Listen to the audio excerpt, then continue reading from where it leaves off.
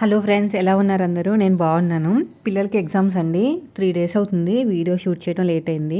అయితే వీటికి covers వేయమన్నారనమాట. Every year నేను కవర్స్ అయితే కొనను. అయితే ఇంట్లో మనకి బుక్స్‌కి వేసే కవర్స్ ఉంటాయి చూసారా? ఆ కవర్ తీసేసి ఇలా కుట్టేస్తాననమాట. సూది ఏమైనా అవుతదంటే ఏమీ కాదు, బానే ఉంటదండి. దీనివల్ల నాకు ఒక రూ. 20 కలిసొస్తది కదా! ఈ చేతిలో పనే కదా అని కవర్ మధ్యలో పెట్టేసి కొంచెం గ్యాప్ ఇచ్చేసుకొని కుట్టేసామనుకోండి అస్సలు కదలదనమాట. లాస్ట్ 3 ఇయర్స్ నుంచి ఇదే పని చేస్తున్నాను. ఎవరికైనా తెలిసిన వాళ్ళకి చేయమన్నా చేసిస్తున్నాను. ఈ కవర్స్ అమ్ముతారు సెపరేట్‌గా. ఎందుకు చెప్పండి? ఎగ్జామ్ టైమ్‌లోనే ఈ హాల్ టికెట్‌తో పని మనకి. తర్వాత టీచర్స్ దగ్గరే ఉంటది. సో, ఇలాగ మూవ్ అవ్వాలనమాట. సైన్ చేస్తారు కదా వాళ్ళు తీసి బయటికి. సో, మళ్ళీ పెట్టేయొచ్చు. చాలా స్ట్రాంగ్ ఉంటది కవరు. సో, మీకు కూడా ఈ టిప్ నచ్చితే మీరు కవర్స్ కొనుక్కోకుండా ఇలాగ కుట్టు వేసేసుకోండి. ఇంట్లో మిషన్ ఉంటే ఇదే బెస్ట్ అండి. ఏదైనా చిన్నది, పెద్దది కుట్టుకుంటానికి బావుంటదనమాట. ఏదైనా ఒక చిన్న మిషన్ తీసుకోండి. నేనిచ్చే సలహా ఏంటంటే ఎలక్ట్రానిక్ మిషన్స్ అలాంటివి కాకుండా తొక్కే మిషన్స్ తీసుకుంటే ఎక్కువ సంవత్సరాలు వస్తదనమాట. చిన్న మిషన్ అయినా సరే, చిన్న మిషన్ అంటే టేబుల్ మీద పెట్టే మిషన్ కాదు. దానికి స్టాండ్ ఉంటుంది, హెడ్ కూడా ఉంటుంది. తొక్కడానికి బావుంటదనమాట. ఇంట్రెస్ట్ ఉంటే మాత్రం మీరు కొని పెట్టేసుకోండి ఇంట్లో. ఒక 5,000 పెట్టుబడి పెట్టామంటే కొత్తది వస్తది. పాతది కొనకండి. నేను ఇచ్చే సజెషన్ ఒకటే, పాతది మాత్రం కొనొద్దు. అయితే ఈరోజు వీడియోలో మీతో ఒకటి ఎక్స్‌ప్లెయిన్ చేస్తాను. అతి మంచితనం ఎప్పటికైనా ప్రమాదకరం అండి. మంచిగా ఎక్కువ ఉండకూడదనమాట. ఎంతవరకు ఉండాలో అంతవరకే ఉండాలి. నాకు ఒక 10 డేస్ బ్యాకు బ్రాండ్ ప్రమోషన్ వచ్చిందనమాట. అంటే ఇన్‌స్టాగ్రామ్‌లో వాళ్ళే వచ్చి మనల్ని కాంటాక్ట్ అవుతారు. అయితే వాళ్ళు ఏమన్నారంటే సోప్స్ ఉన్నాయండి, రివ్యూ ఇస్తారా అని అడిగారు. ఇస్తానని చెప్పాను. ఎంత ఛార్జ్ చేస్తారంటే నాకు 5,000 అని చెప్పాను. బ్రాండ్ ప్రమోషన్స్ నేను 5,000 అలాగే తీసుకుంటాను. యాక్చువల్‌గా అడగరు, వాళ్ళే ఫిక్స్ చేసేస్తారు. కానీ వీళ్ళేంటంటే కంపెనీ వాళ్ళ తరపు నుంచి వచ్చారనమాట. కంపెనీ వాళ్ళది ఓన్ కంపెనీ. ఫ్లిప్‌కార్ట్, అమెజాన్ వాళ్ళైతే అక్కడ ఇచ్చేస్తారు. నేను 4,000 ఇస్తాను, మీరు ఇది చేస్తారా? 3,000 ఇస్తాను చేస్తారా? లేదు నేను ఒక 2,000 విలువ చేసే ఐటెమ్స్ పంపిస్తాను, మీరు ప్రమోషన్ చేస్తారా? అని అక్కడ మెన్షన్ చేసేస్తారు. మనకి నచ్చితే యాక్సెప్ట్ చేయాలి, నచ్చకపోతే ఇగ్నోర్ చేసేయాలి. ఇక్కడ ఏంటంటే వాళ్ళే వచ్చి స్వయంగా చాటింగ్ చేస్తున్నారనమాట డైరెక్ట్‌గా. అంటే ఇలాగ ఫ్లిప్‌కార్ట్ వాళ్ళు కాదు, సొంతంగా కంపెనీ అనమాట. సరే చేస్తాను అని చెప్పాను. 5,000 అడిగాను. సో, ఏం మాట్లాడలేదు. నాకు కూడా ఏం అవసరం లేదులెండి, ఇప్పుడుకున్న పనే సరిపోతది కదా! తర్వాత ఏమన్నారంటే, మేడం మాది చిన్న కంపెనీ, మేము అంత ఇచ్చుకోలేము, 3,000 చేస్తారా అన్నారు. ఆ చిన్న కంపెనీ పాపం కొంచెం జాలితో అడిగేసరికి నా మనసు కరిగిపోయింది. సరే అండి చేస్తాను. మీషోలో ఉందా మీ ప్రోడక్ట్ అంటే, మీషోలో ఉంది, ఫ్లిప్‌కార్ట్‌లో ఉంది, అమెజాన్‌లో కూడా ఉన్నాయండి అంటే, అయితే మీషోలో కమిషన్ ఉందని అడిగాను. అంటే కమిషన్ ఉంటే మనం ఇప్పుడు నేను పెట్టాననుకోండి, నాకు కమిషన్ వస్తది కదా రూ. 10. అలా 100 మంది తీసుకుంటే కనీసం రూ. 1,000 వస్తది కదా! తీసుకుంటేనే వస్తది, తీసుకోకపోతే రాదు. అయితే రూ. 1,000 వస్తది కదా అని చెప్పేసి కమిషన్ ఉందని అడిగాననమాట. లేదు మేడం కమిషన్ అంటే పెట్టొచ్చు కదండీ! కమిషన్ పెడితే మీరు ఇలాగ మాలాంటి వాళ్ళని మీరు రీచ్ అవ్వాల్సిన అవసరం లేదు, మాలాంటి వాళ్ళకి డబ్బులు ఇవ్వాల్సిన కూడా అవసరం లేదు. మీ దగ్గరికే క్రియేటర్స్ వచ్చి మీ ప్రోడక్టే కొనుక్కొని మీరే రివ్యూ ఇస్తారు. అప్పుడు మాలాంటి వాళ్ళ దగ్గరికి రావాల్సిన అవసరం లేదు. మీది కూడా చిన్న కంపెనీ అంటున్నారు కదా అని కొన్ని సలహాలు ఇచ్చారనమాట, నాకు తెలిసిన సలహాలు. అందరికీ ఇలాగే చేస్తానండి. మీరు నమ్మినా నమ్మకపోయినా నాకు బాగా క్లోజ్ అయిన వాళ్ళ గురించి నా గురించి వాళ్ళకి బాగా తెలుసనమాట. ఏది దాచుకోను. నష్టం వస్తే నష్టం వచ్చిందని చెప్తాను, లాభం వస్తే లాభం వచ్చిందని చెప్తాను. స్టార్ట్ చేయండి బాగుంటుందంటే వాళ్ళ వెంటే పడతాను. స్టార్ట్ చేయండి.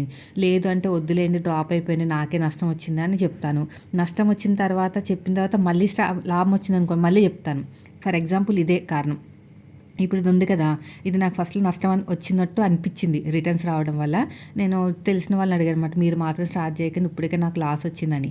లాభం వచ్చిన తర్వాత మళ్ళీ చెప్పాను వాళ్ళకే, నాకు వచ్చిందండి లాభము, కంగారు పడకూడదు, స్లోగా వస్తది, చేసుకుంటూ వెళ్ళాలని మళ్ళీ చెప్పాను. అలా ఎవరికైనా అలాగే చెప్తాను. అలాగే వాళ్ళకి కూడా చెప్పాననమాట. కొన్ని సలహాలు ఇచ్చాను. మీరు కమిషన్ పెట్టుకున్నారనుకోండి, ఇలా 3,000 ఇచ్చి, 5,000 ఇచ్చి ప్రమోషన్ చేయాల్సిన పనుండదు. మీరే చక్కగా అక్కడ కమిషన్ ఇచ్చేసారంటే వాళ్ళే వచ్చి చేసుకుంటారు. రిటర్న్స్ ఉంటాయి, కొంచెం చూసుకోవాలి. అవన్నీ చెప్తే thank you so much madam help చేసినందుకు అన్నారు.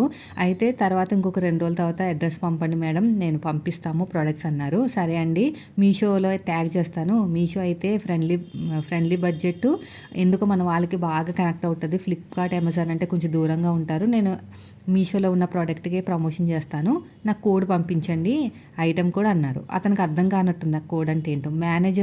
మేనేజర్ దగ్గర నుంచి నాకు ఫోన్ చేయించారనమాట, వాళ్ళ మేనేజర్ దగ్గర నుంచి. మేడం సార్ తోటి ఏదో కోడ్ అన్నారంట, ఎక్కడ ఉంటదంటే చూపించాను. అదే కమిషన్ అంట కదంట, ఎలాగ యాడ్ చేయాలంటే అది కూడా నేను చెప్పానండి. స్క్రీన్‌షాట్ తీసి మనది ఆల్రెడీ సెల్లర్ అకౌంటే కదా! మీషోలో ఇలా ఉంటదండి. ఇక్కడ కమిషన్ యాడ్ చేసుకోవాలి. మీరు ఎంత కమిషన్ యాడ్ చేసుకోవాలో చేసుకోండి. ఆ కమిషన్ అనేది క్రియేటర్స్‌కి వెళ్తది. సో, వాళ్ళకి బెనిఫిట్ వస్తది. మీది బిజినెస్ చిన్న బిజినెస్ అంటున్నారు కాబట్టి మీ బిజినెస్ కూడా డెవలప్ అవుతదని చెప్పానండి. స్క్రీన్‌షాట్లు కూడా పెట్టాననమాట. స్క్రీన్‌షాట్లు పెట్టేసి ఇలా ఇలా చేయనంటే అన్నీ చేశారండి. అన్నీ చేసుకున్న తర్వాత ఇంకా మళ్ళీ డిస్కషన్ అవ్వలేదనమాట. ఏంటి 4 రోజులయిపోయింది ఇంకా ప్రోడక్ట్ రాలేదేంటి అని చూస్తే అదే ఇన్‌స్టాగ్రామ్‌లోకెళ్ళి చాటింగ్ చూస్తే మొత్తం డిలీట్ చేసేసారండి చాటింగ్ అంతా. నాతో చేసిన చాటింగు మొత్తం ఎగ్జిట్ అయిపోయారనమాట. మేబీ ఆ ఆప్షన్ ఉంటదేమో మరి నాకు తెలీదు. మొత్తం క్లియరే. అసలు ఏమీ లేదు. అంటే ఏంటంటే నేనిచ్చే సలహాలు వాడుకుని నాకు ఇంకా డబ్బులు ఇవ్వకుండా అంటే నా చేత ప్రమోషన్ చేయించుకోకుండా ఇలాగే కమిషన్ పెట్టేసుకొని వాళ్ళు డెవలప్ చేసుకుందామని చూసుకున్నారనమాట. అప్పుడు అనిపించింది మరి ఇంత దారుణంగా ఉంటారా? అట్‌లీస్ట్ నా దగ్గరనే ఆగిపోతే బాగుండేది. ఇప్పుడు నేనే కదా అన్ని సలహాలు ఇచ్చాను. అలా చెప్పాను. 3,000 కంటే సరే ఒప్పుకున్నాను. మీరు ఇలా చేసుకోండి. ఇంకా ఎవరికీ 3,000, 4,000 ఇవ్వాల్సిన అవసరం లేదని చెప్పాను. అట్‌లీస్ట్ నాకైనా ప్రోడక్ట్ పంపించేసి నాకు ఒక 3,000 ఇచ్చేసి ఆ తర్వాత ఆపేసినా కూడా కొంచెం న్యాయంగా ఉండును కదా! సో, ఇచ్చే సలహాలు అన్నీ వాడేసుకుని మొత్తం నా చాట్ మొత్తం డిలీట్ చేసి ఇంకా అసల ఈ విషయం మా వాళ్ళకి చెప్తే తిడతారని చెప్పలేదండి. ఎందుకు ఇలాంటి మంచి పనులన్నీ చేసుకుంటూ కూర్చుంటే ఇంకా మనకే లాస్ వచ్చిందనమాట. తర్వాత అనిపించింది ఉచిత సలహాలు ఒకటి, మన పని మనం చేసుకోవాలంతే. న్యాయం అనిపిస్తే చేయాలి, వద్దు అనుకుంటే వదిలేయాలి తప్ప ఇలాంటివి ఏం చేయకూడదు అనిపించిందండి ఫస్ట్ టైము. నిజంగా కొద్దిగా బాధ అనిపించింది. అంటే డబ్బుల విషయంలో కాదు. డబ్బులు నాకు రాలేదని కాదు గానీ, మనం ఇచ్చే సలహాలు వాడుకుని మనల్నే వదిలేసారు చూసారా? ఆ విషయంలో నాకు కొంచెం బాధ అనిపించింది. కానీ పోనీలెండి మనం చేసిన హెల్పు మనల్ని కాకపోతే మన పిల్లలకైనా కొంచెం దాని రిజల్ట్ అనేది వస్తదని నేను అలాగా సర్ది చెప్పుకున్నాననమాట. సో, అలా ఉంటారండి. ఎవరికైనా సలహాలు ఇచ్చేటప్పుడు కొంచెం చూసుకొని ఇవ్వాలనమాట. నాకేం లాస్ ఏం లేదు. ఇప్పుడు ఆ 3,000 తోటి నేనేమి అదైపోను కదా! నాకు బోలెడు ప్రమోషన్స్ వస్తున్నాయి. ఫ్లిప్‌కార్ట్ నుంచి అయితే బొచ్చెడు వస్తున్నాయి. నాకే టైం లేక తీసుకోవట్లేదు అంతే. వాళ్ళు ఏమంటారు ఐటెమ్ పంపిస్తారు, డబ్బులేసేస్తామంటారు. కానీ ఏంటంటే అక్కడ ఉన్న రిస్క్ ఒక్కసారి వీడియో తీసిన తర్వాత యాక్సెప్ట్ చేయరండి. 2, 3 సార్లు తీయాలనమాట. 2, 3 సార్లు మొహాలు కడుక్కోవాలి. 2, 3 సార్లు క్రీములు అన్నీ బ్రాండెడ్ క్రీమ్సే. అన్నీ మంచి క్రీమ్సే.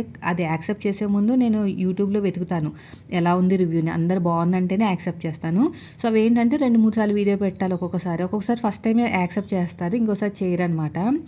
చాలా ప్రొడక్ట్స్ వచ్చినాయి కదా! అవన్నీ దగ్గరున్న వాళ్ళకి ఎంతకో అంతకు అమ్మేస్తున్నాను. దాని మీద మొన్న 1,600 ఎంతో ప్రోడక్ట్ ఉంటే 500కి ఇచ్చేసాను. ఎందుకు పోనీలే వాళ్ళకైనా యూజ్ అవుతది కదా! మనం ఎలాగో ఇవన్నీ వాడం కదా అనిపించింది. అదండి.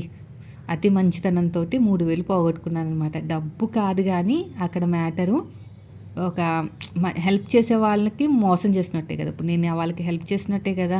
అన్నీ మేనేజర్ అన్నీ అడిగారు. ఎక్కడుంటది కోడు, ఎలా ఇవ్వాలి అన్నీ అడిగేసి అలా వాళ్ళు డెవలప్ చేసేసుకొని నన్ను పక్కన పడేశారనమాట. అది.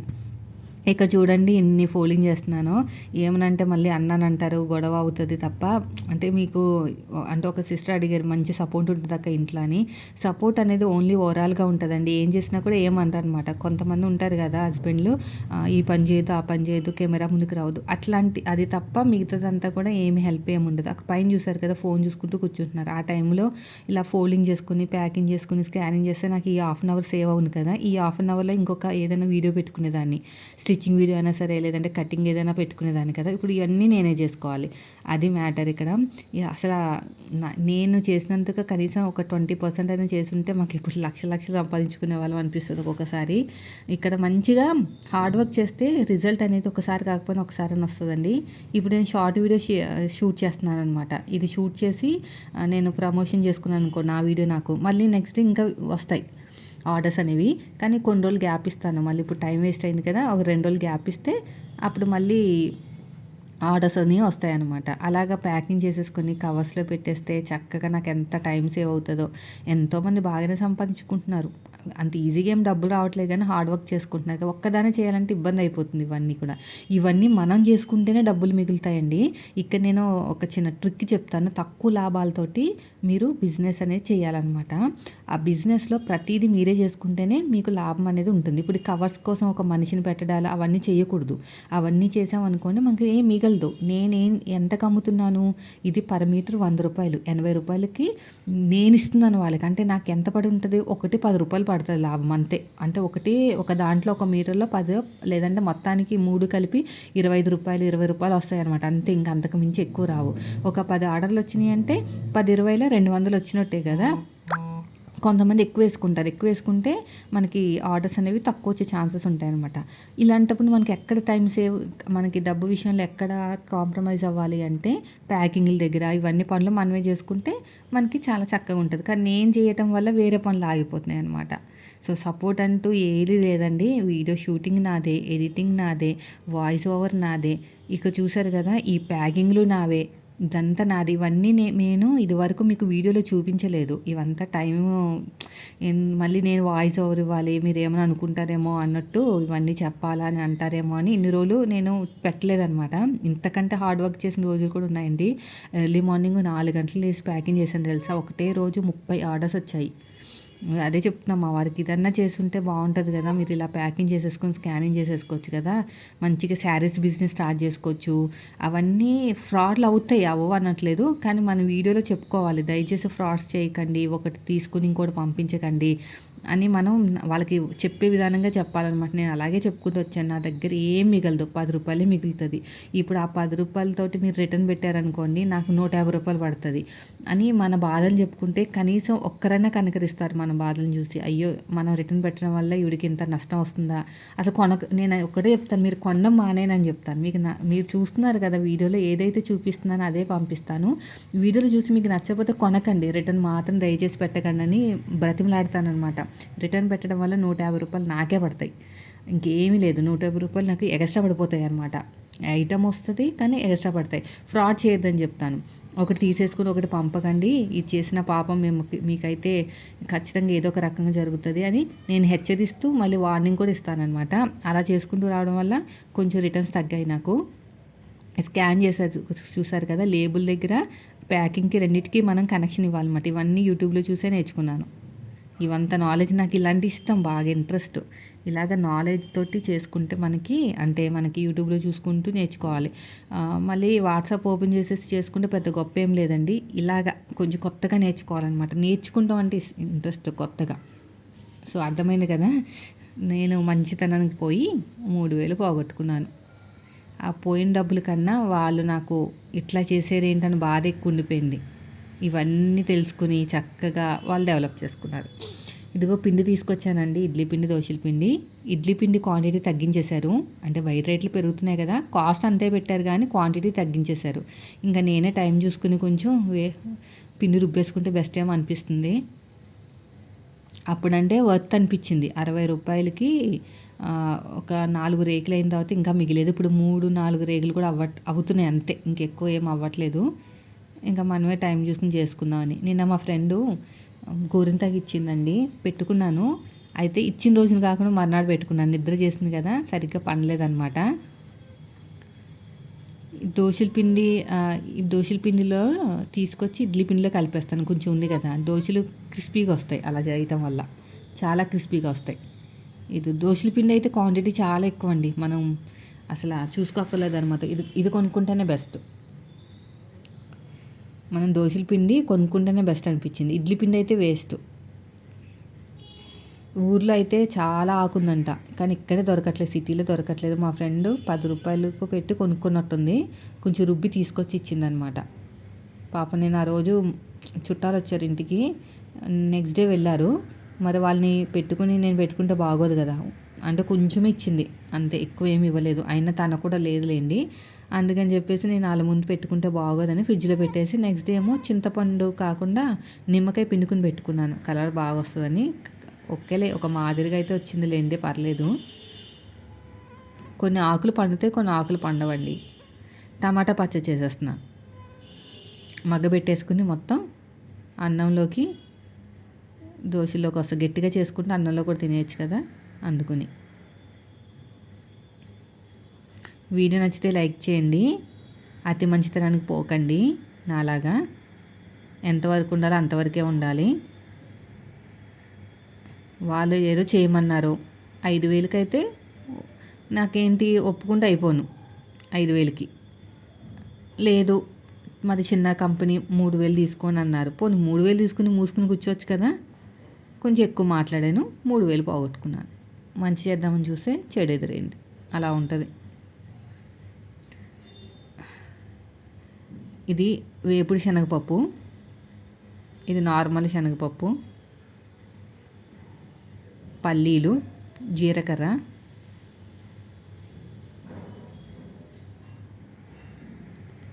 ఇవన్నీ బాగా ఫ్రై చేసి వెల్లుల్లిపాయలు కూడా ఎక్కువ వేసుకోవాలండి. టమాటా పచ్చడి కదా, వాతం చేయకుండా ఉంటుంది, అంటే చలవ చేయకుండా బాగుంటుంది, టేస్ట్ బాగుంటుంది.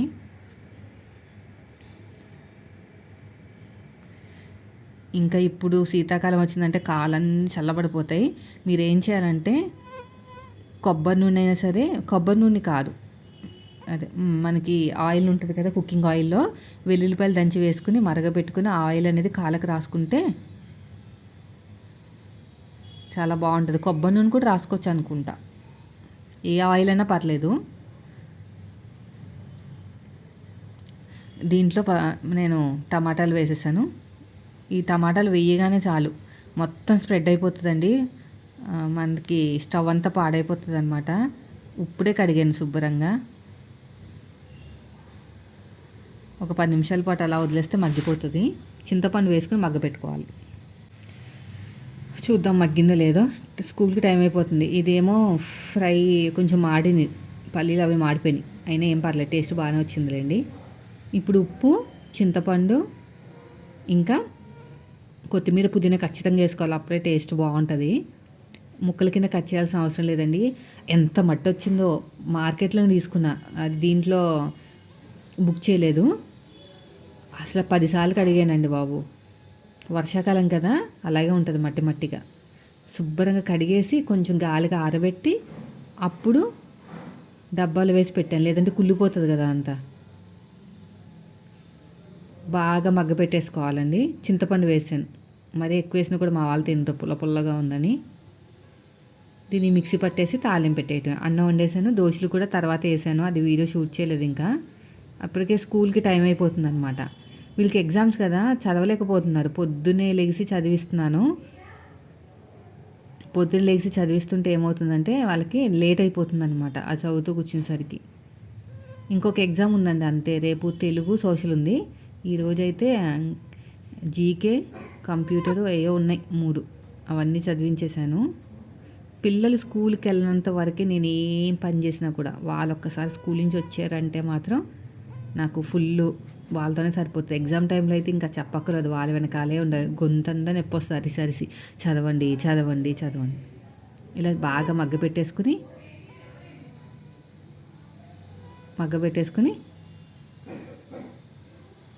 తాలింపు పెట్టేయటమే.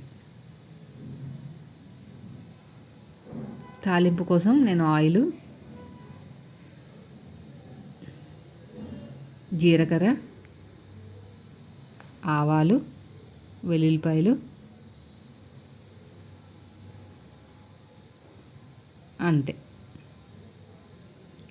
దీన్ని తీసుకొచ్చి ఆ పచ్చళ్ళలో వేసామంటే టేస్ట్ మాత్రం సూపర్ ఉంటుంది. కరివేపాకు వేసుకోవాలి.